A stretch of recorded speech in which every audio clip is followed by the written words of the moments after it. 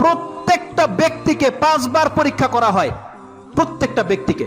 আপনার জন্ম যদিও মুসলিমের ঘরে হয়ে গেছে, আল্লাহ যখন বলে দেয় এই মসজিদ থেকে 5 টাইম, ফজরে হয়েছে, এখন হয়েছে, আরেকটু পরে হবে, তারপরে হবে, এইভাবে 5 বার যখন আজান দেওয়া হয় আর এই কথাটা বলা হয়, হাইয়া আলাস সালাম, আসুন আমাদের দিকে। রাসূল সাল্লাল্লাহু কি বলেছে?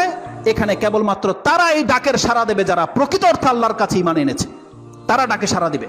আপনি কি ভেবেছেন এই আজান এমনিতে দেওয়া হয়? 5 ওয়াক্ত নামাজের ওয়াক্ত জানানো হয় না, এটা প্রত্যেকটা ব্যক্তির ঈমানের পরীক্ষা করা হয় 5 বার। কারণ রাসূল সাল্লাল্লাহু কি বলেছে? বাইনাল আবদি ওয়া শিরক ওয়াল কুফরি তারকুস সালাহ, একজন বান্দা এবং কুফর এবং শিরকের মধ্যে পার্থক্য হচ্ছে 5 ওয়াক্ত সালাত। যখন বলা হয় হাইয়া আলাস সালাহ, এই ডাকটা কি ইমামের এই মসজিদ কমিটির পক্ষ থেকে নাকি আল্লাহ সুবহানাহু ওয়া তাআলার পক্ষ থেকে? যদি এটা আল্লাহর পক্ষ থেকে হয়ে থাকে তাহলে আপনি সারা কেন দিলেন না? আর আপনি দাবি করছেন আপনি মুসলিম, তাহলে আল্লাহ বলছেন আমি তোমাকে পরীক্ষা করব। কিন্তু আল্লাহ কিভাবে আমাদের